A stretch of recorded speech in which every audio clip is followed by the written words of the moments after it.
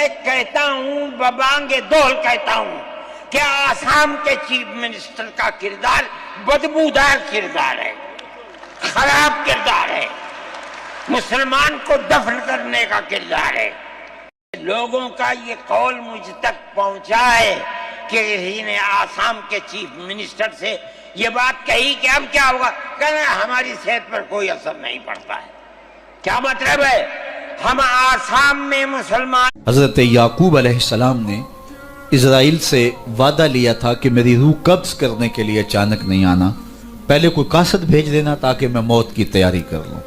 ویسے اللہ کے نبی کے دامن پہ گناہ کا ایک دھبا بھی نہیں آ سکتا، اور وہ ہر لمحہ تیار ہی رہتے ہیں، لیکن اس کے باوجود تعلیم امت کے لیے بہت ساری چیزیں ہوتی ہیں۔ میرے اور آپ کے آقا و مولا نے اللہ کی بارگاہ میں یہ دعا کی، اللہم انی اعوذ بک من الموت الفجاۃ، اے اللہ اچانک۔ یہ لکھا ہے کہ حضرت عمر فاروق رضی اللہ تعالیٰ عنہ کے دور میں بھی کس طرح کا واقعہ پیش آیا۔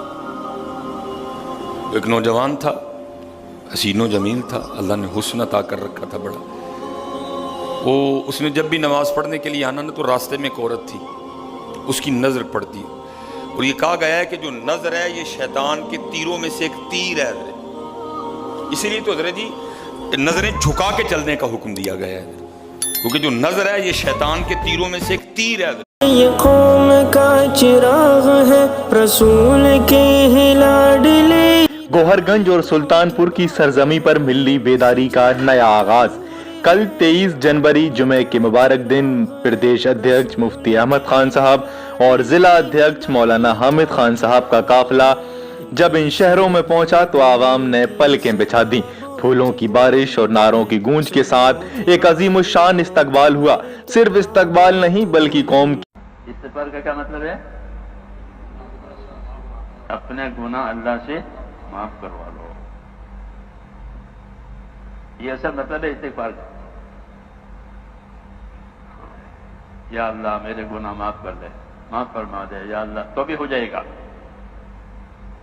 سمجھے نہیں؟ ہاں، اگر عربی میں وہ کلمات یاد نہیں ہے استغفار کے اور اپنی زبان میں مانگ رہا ہے، یا اللہ میرے گناہ معاف فرما دے، یا اللہ میرے گناہ معاف فرما دے۔